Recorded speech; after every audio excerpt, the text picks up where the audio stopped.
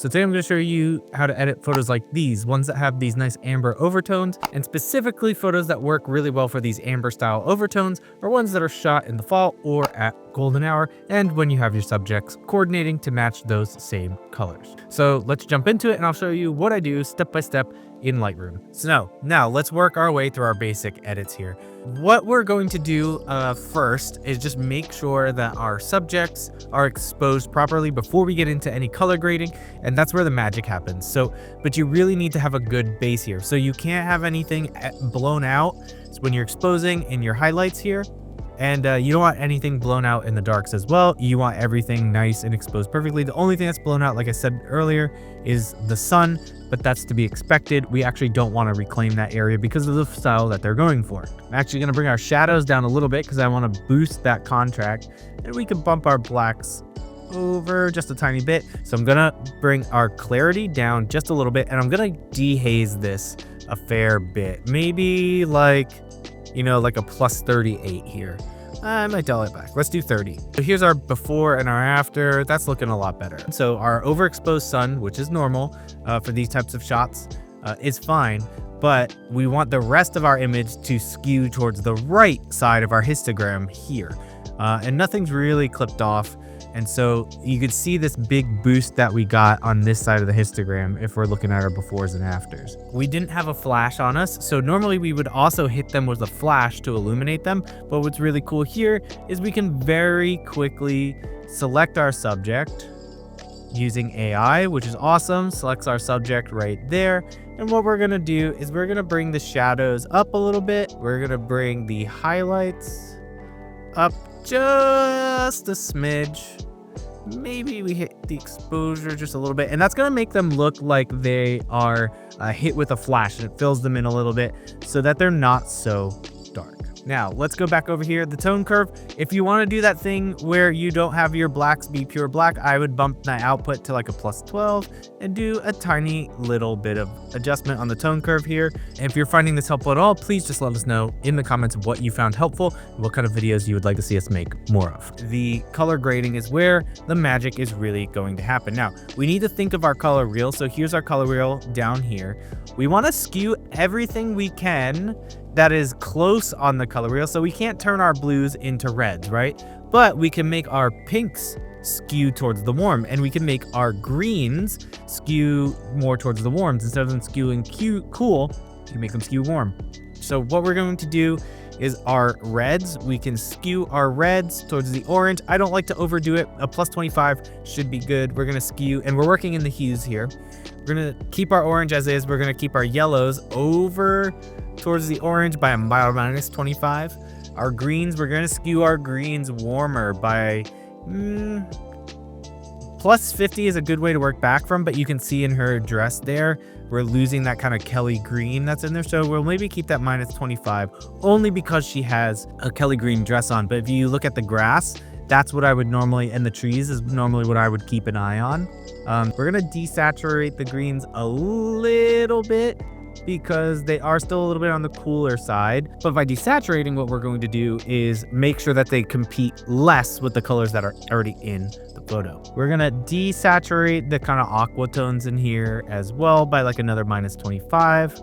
And we can boost up the luminance here just a tiny bit, since we did lose some contrast in those smaller details here in her blouse.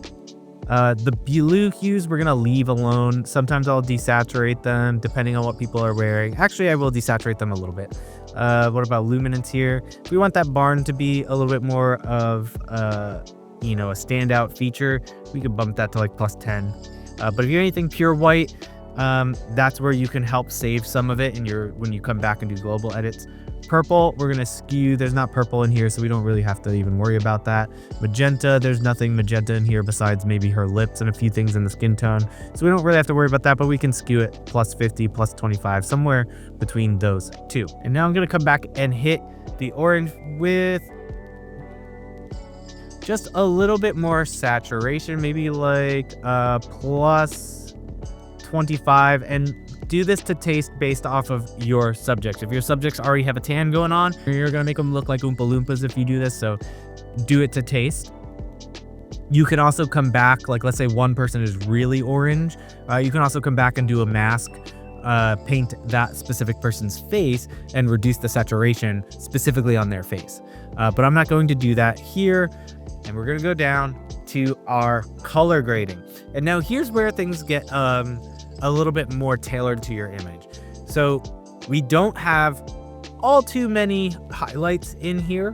Maybe these are a little bit more mid-tony, but we do have a lot of shadows. And so because we have a lot of shadows, that's where we're gonna put in a lot of our warmth. So what this is going to do is make our shadows, the colors in them, all begin to move equally towards the orange. And can you see what happened just there? And let me just exaggerate it a little bit.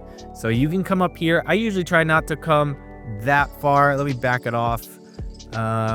You know, good rule of thumb is like keep the outer edge of this ring here on the dot, and you can push past a little bit if you need to. All right.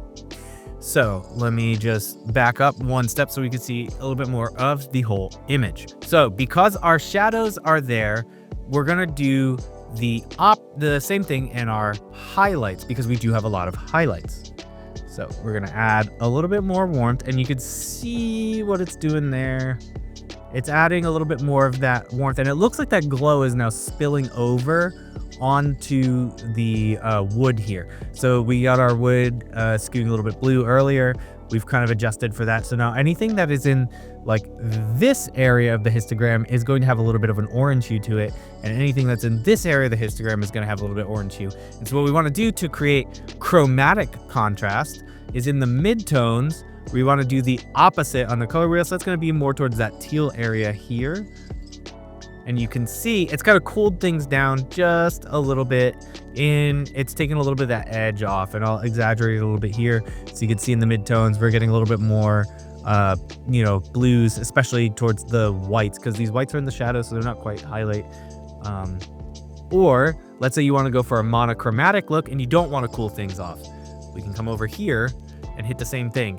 Now it's looking, you know, a little bit, you know, too orange for my taste, but I know that it's a preference thing. So again, the other thing you can do is if you want your midtones a little bit more pronounced in this area. So let's turn up the shadows, right?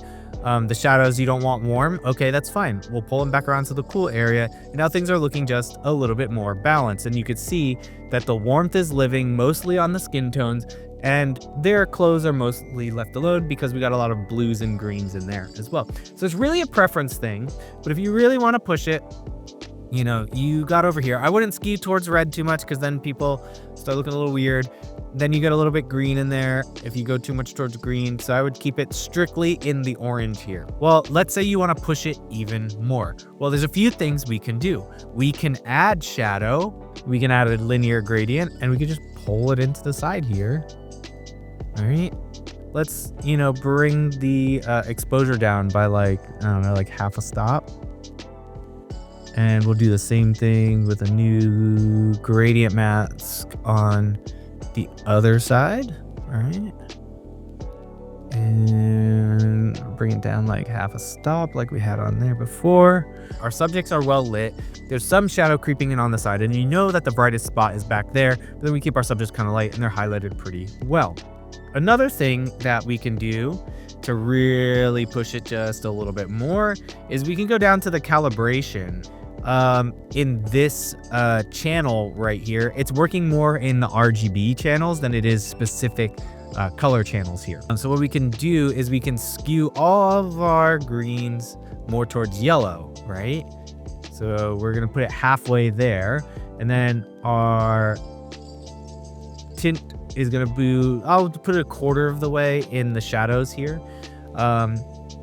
in the tint area. But then, you know, red primary, we can skew a little bit more towards orange by like 25%. Then blue primary, you just play that to taste. Let's move it more towards the aqua area like that. And you can see it's really exaggerated it. So now what we can come back up here and do is, because it's calibrated it, we can play with our global tint back up here. And you can still see no matter what I do, they're still gonna be really warm because we've skewed to prioritize the more oranges in the skin tones here. Or what we can do is pull back our tint back to neutral. Either way, works for me. They're both doing the same thing at this point. All right, so what we're gonna do is we're gonna copy now, color mixer, color grading, and curve.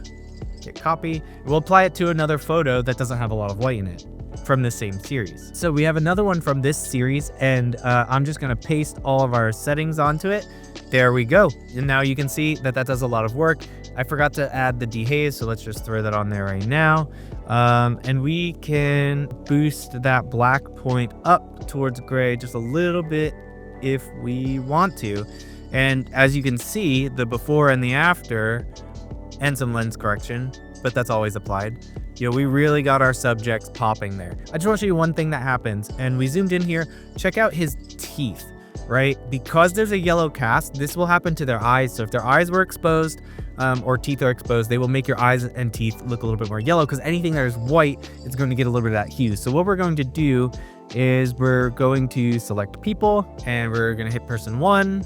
And we're gonna grab their teeth. You can also grab their eye sclera and create a mask if their eyes were exposed. And all we could do down here is, all we have to do is just saturate by like -20. Or you can skew over away from yellow and towards blue. And now we're looking a little bit better, and you do the same thing in their eyes. You don't wanna overdo it because you don't want them to look artificial or anything like that. So now YouTube is going to show you another one of our videos. So I think you should click on whichever one is most interesting to you, or hit the subscribe button if you haven't already. Thanks.